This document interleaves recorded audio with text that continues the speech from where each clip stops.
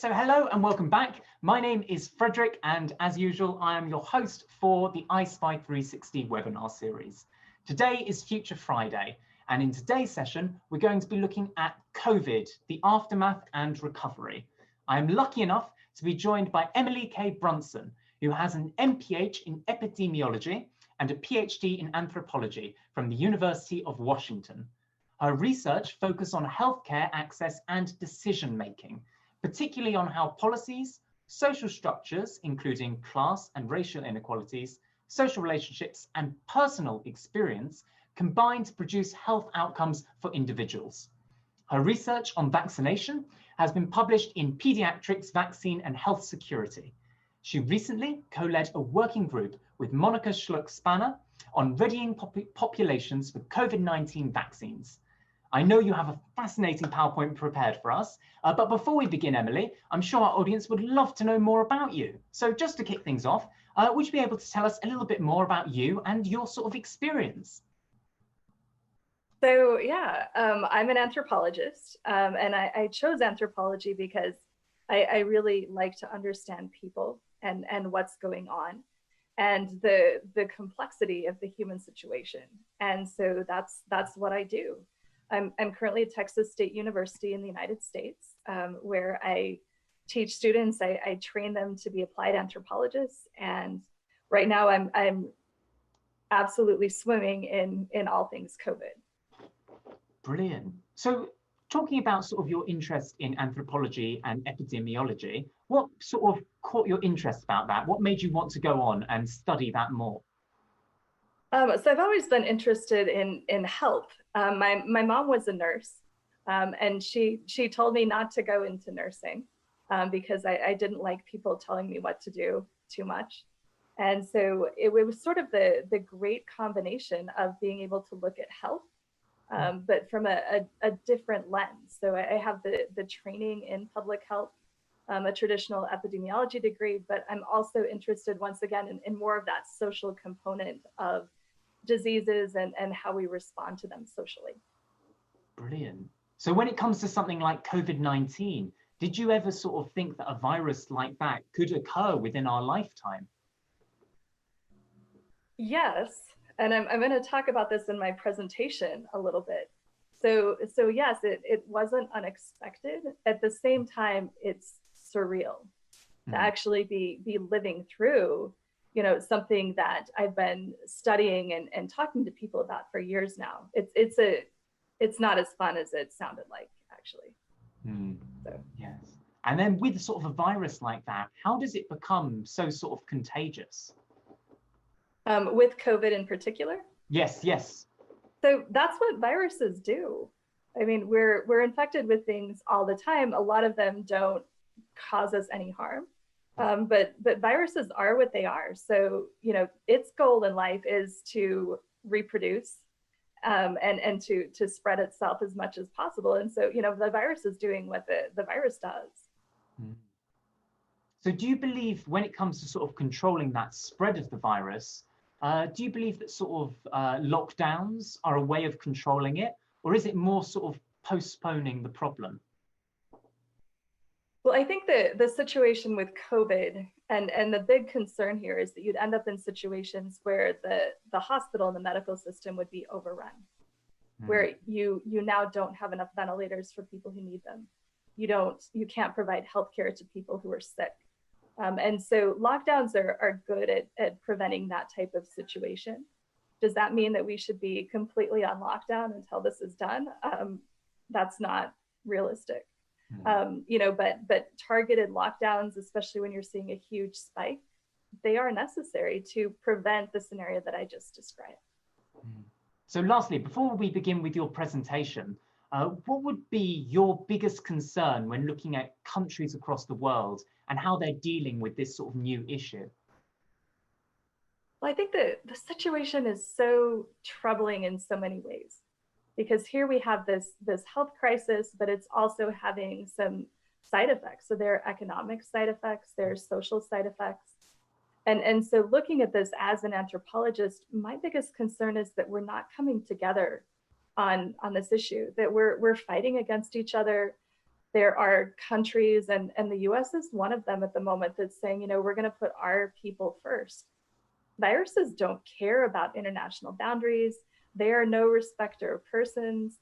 You know, they are what they are. And the only way that we're going to get through this is to really come together. And we're not doing that right now. Definitely. So I'll let you now sort of hand over for your presentation. So I'll let you just set up your screen share. To everyone watching, as I've already mentioned, if you missed it at the start, if you have any questions throughout, do please feel free to ask in the Q&A box below, and we'll answer those at the end of today's session. Perfect. So Emily, I'll hand over to you. Okay, well, thank you. And I do want to say that it's a pleasure to be with all of you today. So as you can see from the title, I'm going to be talking about COVID-19. And this is a topic that at this point, we're all intimately familiar with. Because of this, I'm not going to get into the details of the biology or epidemiology of the disease. Instead, I want to talk about COVID as a social phenomenon. And to do this, since we're all also burned out on the topic of COVID at the moment, I'm going to do this by drawing analogies to another epidemic that some of you might be familiar with, the Black Death.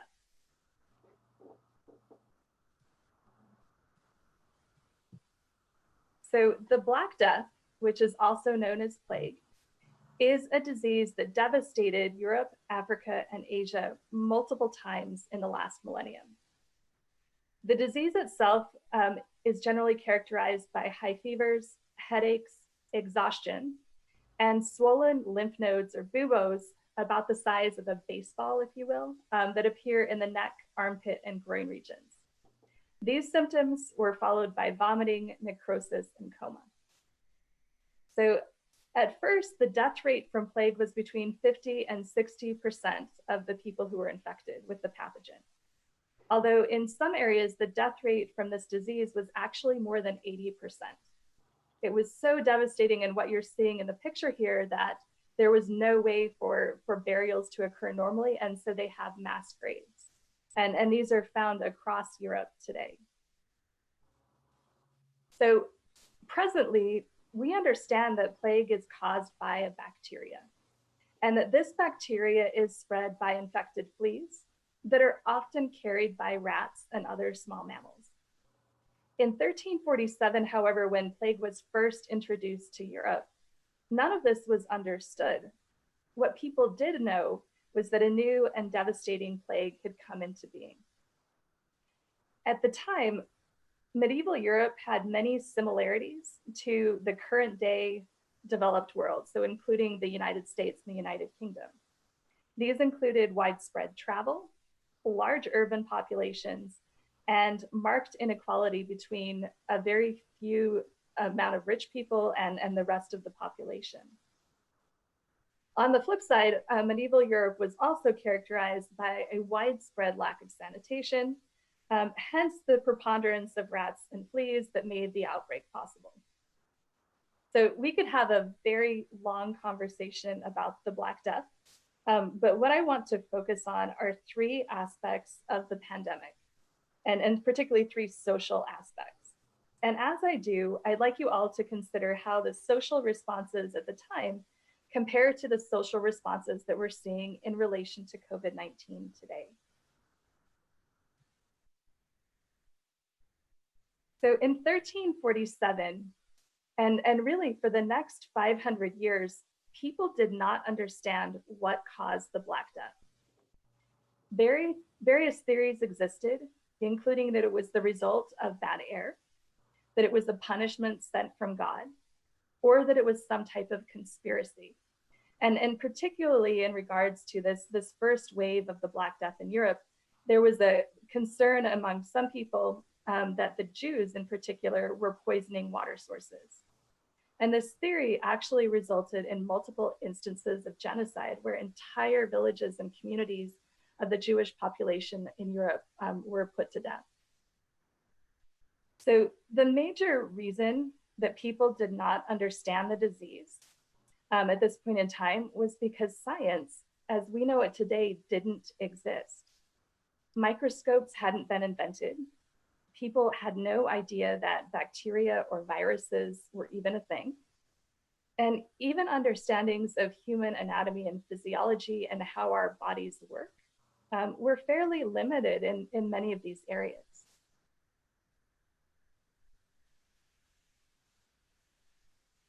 So in this moment, which I think we can all understand now better than ever before, that was confusing, stressful, and really devastating, people had different responses to what was going on.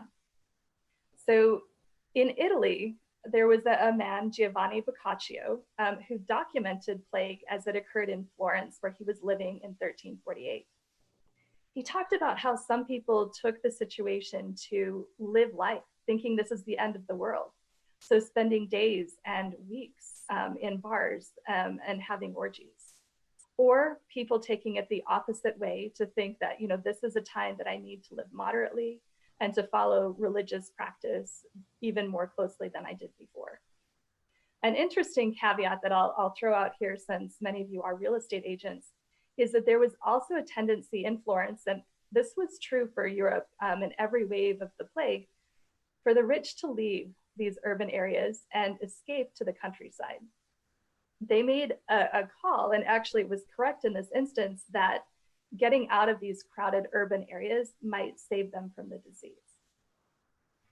Everyone else in the population, including the vast majority of the rest of the population that was poor, ended up staying in their houses to prevent infection. They were actively avoiding situations that would cause them to be sick, which sounds like a good idea. They didn't understand that it was rats and fleas were the problem, and they weren't necessarily keeping those out, so it didn't work so well. But they had a good idea. And then also something that Boccaccio documents is that when people did become sick, that they were fastidiously avoided, to the point where he discusses that, you know, even doting parents, when their child became sick, would now have nothing to do with the child and just essentially leave them to die. And once again, because the disease itself was so devastating. Understandably, people wanted a cure. They very much wanted this to go away. And based on what they thought was the cause of the disease, they used multiple types of cures. This included things like lancing buboes to treat sort of the main symptom of the disease, bleeding patients, where you take liters of blood from people, assuming that the disease was the result of infected blood, purifying the air with fire, or using charms to ward off curses or evil spirits, and so on. Now, some of these cures were harmless. And honestly, if you want to wear a packet of herbs to ward off evil spirits, it might not do anything, but it's definitely not going to hurt you. Others, like bleeding, you know, and taking liters of blood from a sick person, not maybe the best idea. But what ended up happening is that nothing really worked. And Europe ended up continuing to experience outbreaks of plague for the next 400 years. Societies adapted, though, and ultimately used the devastation caused by the plague to improve. So this was a devastating pandemic situation that resulted in a few things that we would think are very positive today. So feudalism ended. Living conditions for the general population improved drastically. And technological advances that were created to deal with this lack of population were developed. And those included things like the printing press. So the fact that we're all sitting here today on Zoom with computers and we all read and write, you know, this comes back to the plague happening in Europe when it did. So today, plague still exists, but it is no longer the threat it once was. Rat and flea populations worldwide are kept under better control. And the main form of the disease is actually treatable with antibiotics. This is a bacterial disease. As an interesting aside, you're looking at areas where plague is now common and just generally found in the wild population of animals. Plague was very much an old world disease that only existed in Asia, Africa, and Europe until the third pandemic, which occurred between 1855 and 1859. At this time, the disease was introduced into North and South America. It is now chronically present, as you can see on the map, in the Western United States. And the reason for this is because when plague first appeared in California, the governor of the state at the time dismissed and even fought against the recommended public health measures. This delay in response allowed the bacteria to enter the squirrel population in the Western US, where it still exists today. So literally, this is politics done bad for why there's still an issue and why there was ever an issue in the US with plague. So how does this history compare to COVID? For starters, I want to clarify that the world today is in a much better position with COVID than medieval Europe was with the Black Death in 1347. Science provides a clear understanding of what the disease is and how it spreads. Now, this doesn't mean that we know everything. We don't, including why some people get infected and become very ill and die, then other people get infected and have mild symptoms. We need to have confidence, though, that we will eventually understand this. We haven't been working with this for very long, and we're learning. Eventually, though, we will understand. We just need to have patience for that to happen. This understanding that we get from science, including what the disease is and how it's spread, allows us to protect ourselves and to take appropriate protective measures like wearing masks. And finally, and this cannot be overemphasized enough, while death rates from COVID are significant, COVID is now the third leading cause of death in the United States, and it is much worse than the seasonal flu. However, even with these circumstances, the mortality being experienced with COVID is significantly lower than the mortality that was experienced with the Black Death. So it's not the same situation in terms of absolute devastation, which I think we can all be very happy with. So at the same time, some of the social responses are really similar. We're having people debating, what is the best way to handle this? Should we wear masks or no masks? Is it okay to wear like a cloth mask, or is it okay to put a t-shirt over your neck and nose and mouth, and what's the difference? At the same time, we are seeing instances, and once again for real estate agents, of people, particularly in rich urban areas, who are very interested now in moving to less populated locations.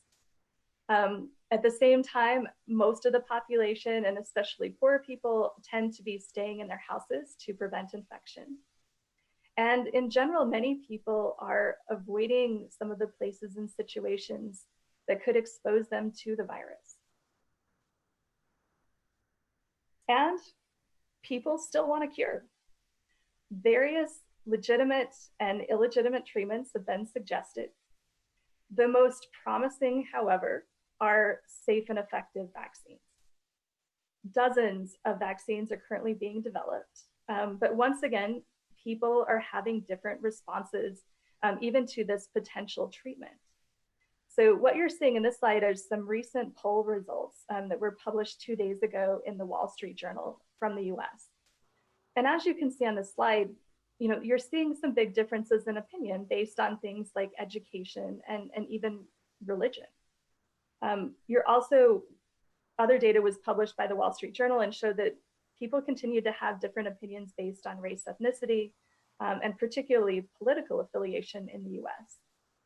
And so all of these things are impacting how people are thinking about potential COVID-19 vaccines. And they're thinking about it in a way that, they have things in common with other people in their society, where they're getting their information from, what they think about science, what they think about the disease, what they think about the implications of the disease, particularly in terms of the economy. All of these things are going into what people want to do. And because we live in a world today where we are connected so well and so frequently, all of these things, we're seeing a lot of variation. And so in terms of a cure, vaccination is our best bet if most people take the vaccine. But We have a lot of work to make that possible, and especially a lot of social work that needs to occur. So is this the last time? Will COVID go away, and are we going to be, fine from this moment onward? In 1975, John Cairns, a noted physician and molecular biologist, stated that, quote, "the Western world has virtually eliminated death due to infectious disease." At that time, and you could imagine where vaccination has become common, diseases like measles and mumps are at unprecedentedly low levels, and smallpox is almost close to being eradicated. There was this great expectation that within 50 years, infectious diseases would be a thing of the past. But that isn't what's happened. And in fact, in the last 20 years alone, we've seen several outbreaks of novel diseases, the resurgence of diseases that we thought we had beat, and the spread of many of these diseases to new areas and even across the globe. And this is happening for a variety of reasons. Global climate change is changing the ecology, and it's changing the environment in which bacteria and viruses live and evolve. At the same time, we're seeing increased urbanization, so lots of people living in crowded urban areas, and lots of travel globally. As people push into new areas and new communities are developed, for example, in the Amazon or into the African jungle, we're being exposed to new zoonotic diseases that have affected animals living in those areas for centuries or millennia. And humans are coming in contact with these diseases for the first time. And some of them, like Ebola and Zika, have devastating effects on humans. We're also seeing increased inequality, especially between the very rich and a growing poor population across the world. And for many of the poor, they're experiencing food and water crises. And so all of these circumstances are going to make it more likely that people who are already immunocompromised because they're not getting enough to eat, they're not getting the right kinds of foods, they don't have clean drinking water, that they're going to get sicker when they are exposed. And combine this with an increased incidence of something referred to as syndemics. And this is where people end up getting two diseases at the same time. Some of you may have heard recently that there's a big concern with what our flu season is going to look like. And the concern there is what happens if someone ends up having the flu, which is the respiratory disease, and then getting COVID, which is a respiratory disease at the same time. And that can essentially overwhelm your body's immune response and would lead to much higher death rates. Hence the push for flu vaccinations this season. At the same time, I don't want to end this on a bad note. We need to have hope. Human societies have survived disease outbreaks in the past, including devastating ones like the Black Death. And we've came out better for it. Humans will continue to survive, once again, as long as we continue to adapt to our changing circumstances. And our circumstances, as this slide shows, are changing, but it is something that we can deal with. So thank you once again for your time today. I really appreciate being with you. Perfect. Thank you so much, Emily. That's a really, really sort of eye-opening presentation. And sort of the comparisons to Black Death, I didn't realize how similar the sort of responses were between people, even though that was 500, 600 years ago. It's really incredible how human behavior sort of goes in cycles. Yeah, you see those same patterns again and again. Yeah, exactly. Well, we've had lots of questions in from our audience. So let's jump straight in. So the first question is, will COVID-19 become a permanent part of our lives? So there's no 100% certainty with this question. But I think, yes, that there was a window at the very beginning where potentially it could have been controlled to the point that it wouldn't be part of our everyday population. But at this point, the cat's out of that bag. It has left the box. It will be an issue moving forward. And so we're probably looking at a disease that will continue to adapt to human populations, and it will be with us perpetually in the future. Excellent. It's sort of really interesting to think how we're going to sort of respond as individuals and how society is going to change if it does sort of have that long-term impact. But then just like the Black Death, if we got the printing press, and because human society had to evolve, it's only like the imagination can't even begin to stretch what we're going to come up with to try and sort of respond to this and keep living our best sort of lives. Mm-hmm.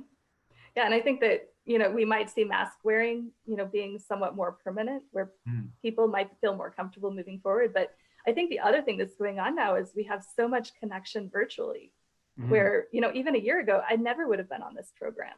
And so, and we, 10 years ago, we wouldn't have even been able to do this program. So I think that there's going to be the potential for some greater connection moving forward.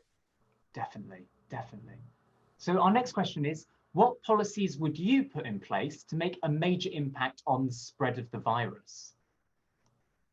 So this is a tricky question, because there's probably not at this point one answer that would work for every area, because the way that the disease is spreading in different areas is different. Something that I think would generally work are some policies related to mask wearing, and making sure that is carefully followed and followed correctly. That there does seem to be scientific evidence, once again, that appropriate mask wearing really does decrease the spread of the disease, as well as individually your risk of getting infected. So that needs to be more policy-wide, something that we need to look at. When vaccines are released, there's the potential for it to be required for certain populations. I think that could be a possibility. But what I'd really like to see are some international policies that are guaranteeing access to the vaccine worldwide, for everyone who wants one. So at no cost, that everyone in the world, once again, would be able to receive the vaccine if they wanted to do that. Definitely. It's sort of a human right at this point when it's a pandemic level. Everyone should have access, if they wish, to those sort of medications. Absolutely. So I have a question actually relating to the vaccine next, which someone asking, why should we trust the vaccine when it's released? So this is also a good question.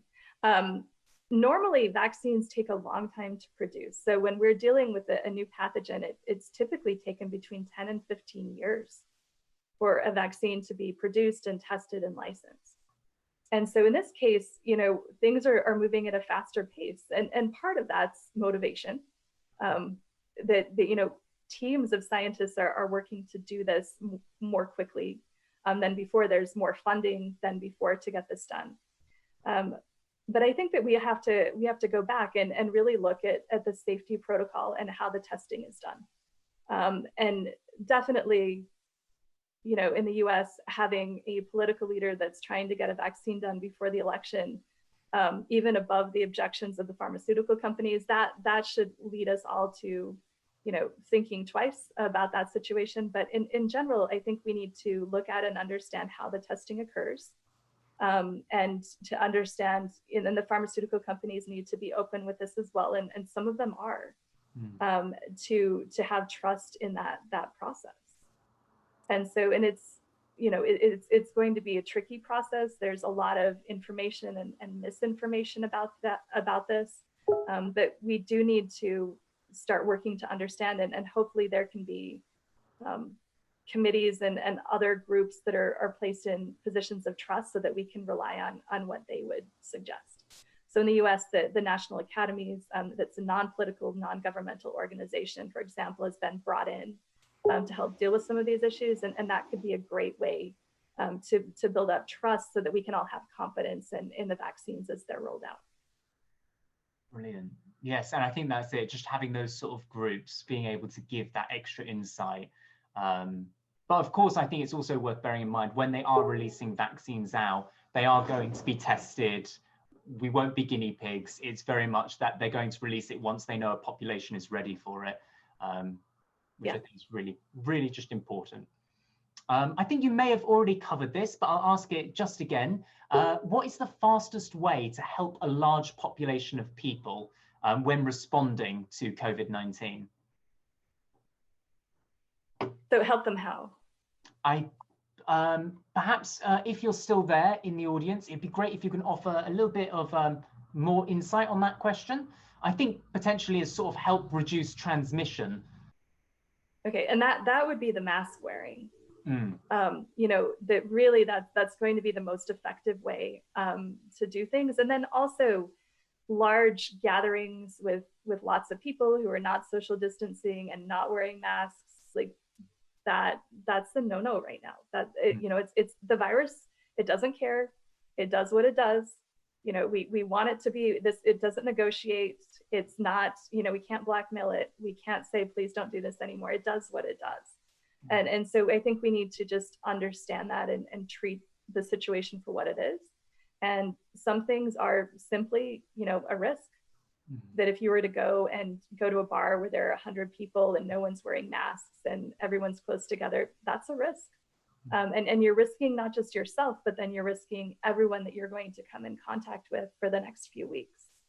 So, you know, we have to think once again about what's just not what we want to do, but what's better for the people around us as well. Once again, it's this idea that we need to be coming together a little bit more. Definitely. So we have our next question is, what could real estate agencies do to be safer while still working? So I think virtual tours is one good option. I know some friends that were recently selling their house and that's how they did it, and they sold their house that way. So, you know, use the technology that we have. The other thing would be, you know, wearing a mask yourself if you're going and showing houses or meeting with clients, and just letting them know up front that you absolutely expect that they will wear masks as well. So some people still don't like that, but I think if you're upfront about it at the beginning, you know, is it worth the risk for you and your family and everyone else around you to be dealing with people who refuse to wear masks? I think especially for the real estate agents, there's so many people that come into contact. There's not only potential buyers, but there's the sellers, there's the other people in your office. I think normalizing mask wearing will be a really quick way to sort of help not only you feel safer in your workplace, but also, pardon me, everyone you're interacting with. Lovely. Yeah. And it's really, when you think about it, no one likes wearing masks. You know, they're not great, but it's a small ask. Exactly. You know, we're not asking you to like cut off your right arm.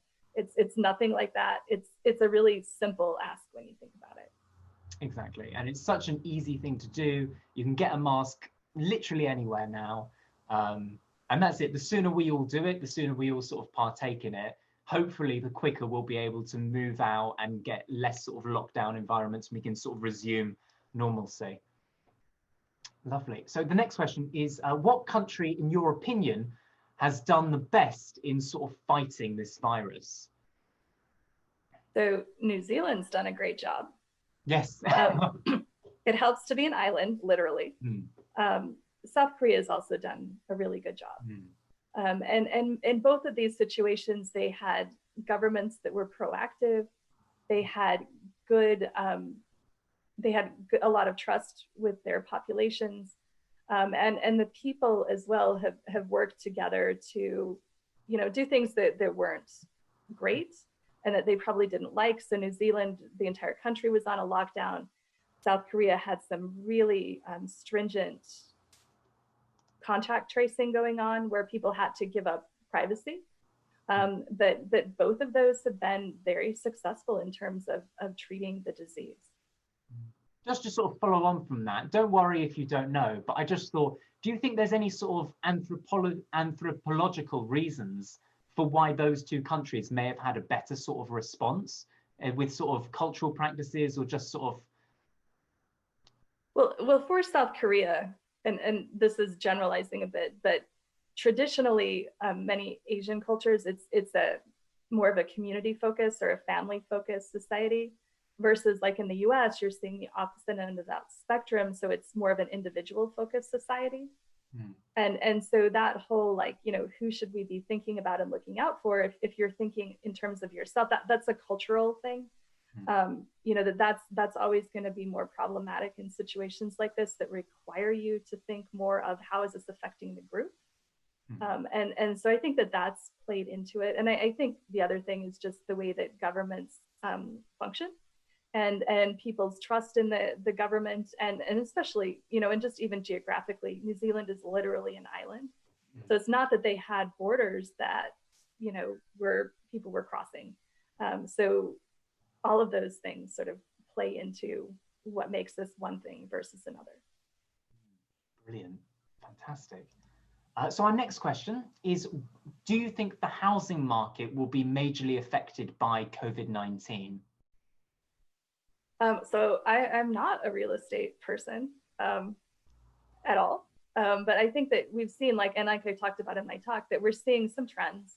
And one of those is that people are interested right now in not living in urban areas, who can afford it. And so you're seeing some trends there. And then I think that we haven't seen the end of the fallouts for the economic implications, that the situation has affected people economically. They've lost jobs, but it's also been not the jobs that are normally lost when we have economic downturns. So you're looking at situations where you have university professors or people who work in the entertainment industry that are being really affected when normally they would be doing fine. And so I think that we might see some interesting trends moving forward related to that, and who can afford housing and who needs to be selling because they can't afford that anymore. So I think we're going to see some long-term consequences that will be, from a real estate perspective, interesting to see how all of this falls out. Certainly, yes.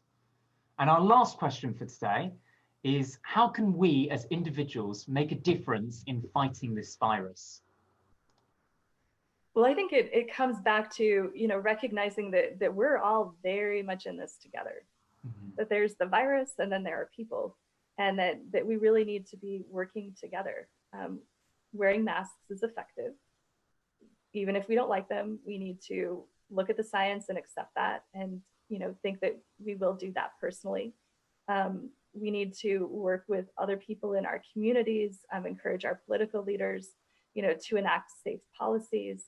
And once again, when it comes down to things like vaccines that could potentially get us out of this situation, we really need to think about this once again as a human right. So this isn't something that we can hoard, and myself and all my friends are going to get the vaccine, but you guys are on your own until later. Viruses don't care about things like that. We need to be able to vaccinate everyone, and we really need to be thinking about things in that way. So collectively, and what can we do individually and as a society to make this better? Definitely. I think the other thing too, just as this is going on, that people are stressed, this is difficult, some people are isolated and lonely, that we can also be reaching out and being more personal and more caring to those people around us. That will be an important component of getting out of this situation. and making it through. Especially as we sort of head into the winter months, just checking in on loved ones, relatives, friends, anyone who may be living alone. That can really make such a huge difference to someone's day, especially if they're in lockdown. Wonderful. Well, I think that was a great question to end on, as it's given us a lot to sort of ponder and sort of think about how best to sort of approach this in the coming months. But thank you so much, Emily, for coming on today. It's been a real pleasure speaking with you. I think this whole session has had loads of brilliant sort of pieces of insight. So again, thank you for coming on with us. Yeah, my pleasure. Wonderful. So to everyone watching, I hope you enjoyed this session. I hope it gave you a lot to think about. We're going to be back again next week on Tuesday for our Tips Tuesday session. So do make sure to come along to that. Otherwise, do please stay safe and stay healthy out there and have a really wonderful weekend. Thank you so much. And until Tuesday, keep it 360. Bye, everyone.